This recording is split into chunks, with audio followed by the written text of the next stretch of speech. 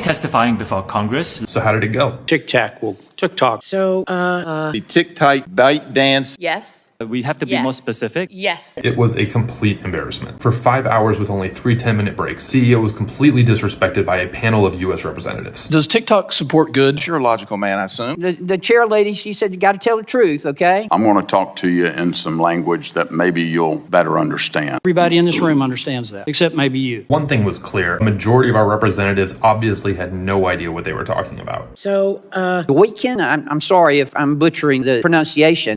TikTok. The physical service. By This is a engineers, private company. ByteDance, Communist Party. No.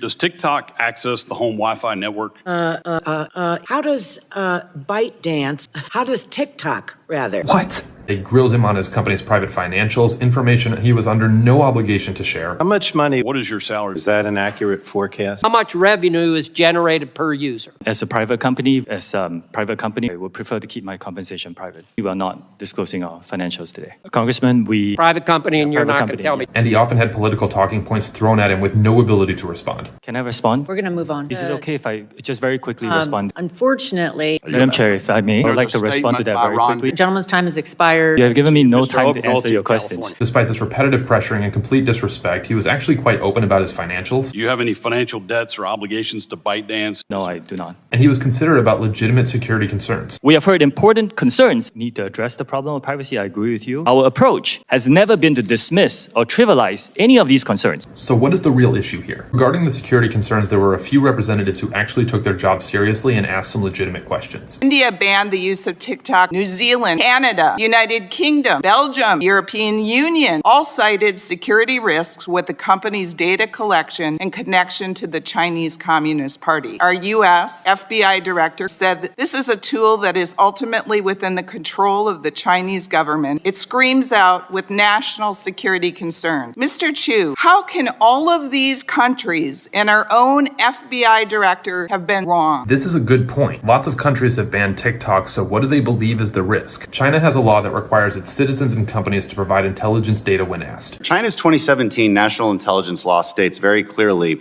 that, quote, any organization or citizen shall support, assist, and cooperate with state intelligence work in accordance with the law and maintain the secrecy of all knowledge of state intelligence work. In other words, ByteDance and also your TikTok employees that live in China, they must cooperate with Chinese intelligence whenever they are called upon. And if they are called upon, they're bound to secrecy. We hear these concerns. We didn't try to avoid them or trivialize them. We built something where we take that data and put it out of reach. But they own you. ByteDance owns TikTok, and the CCP owns ByteDance because CCP owns everybody in China. And so by law, they can make them do whatever they want, and they say that by law, you can't tell anyone about it. But that's our concern. I want to say this to all the teenagers out there and TikTok influencers who think we're just old and out of touch and don't know what we're talking about, trying to take away your favorite app. You may not care that your data is being accessed now, and with data comes power. They can choose what you see and how you see it. They can make you believe things that are not true. They can encourage you to engage in behavior that will destroy your life. Even if it is not happening yet, it could in the future. The long-term goal of the Chinese Communist Party is the demise of the American power, and that starts with our youth.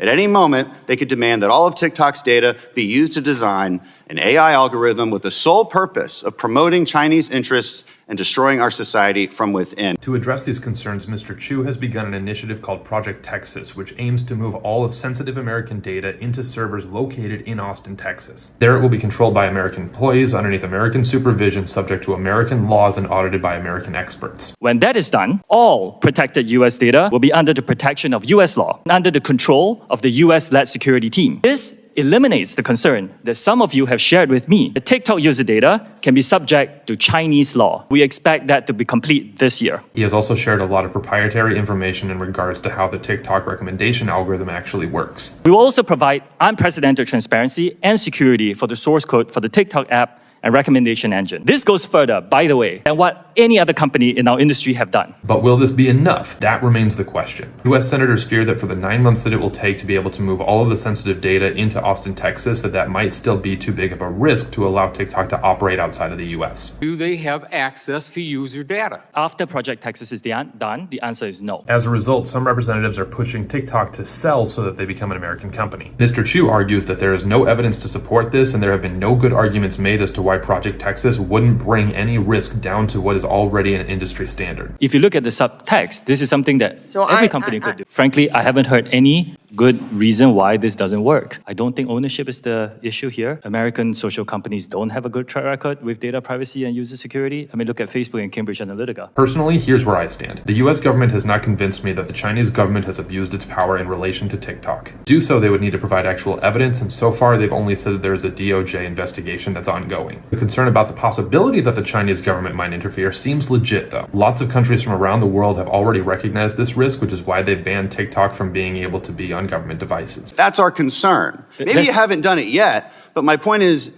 that you might have to. And the American government, along with most of the world, recognizes that the Chinese government's treatment of Uyghur Muslims amounts to genocide. The Chinese government has persecuted the Uyghur population. This is clear evidence that the Chinese government is willing to abuse its power. However, the stance that the US is taking is inconsistent. They claim that the risk is that the Chinese government can coerce a Chinese employee of TikTok to access sensitive American data, and they have to acknowledge that that risk exists for all social media platforms. A lot of it is speculation. It's something they could do.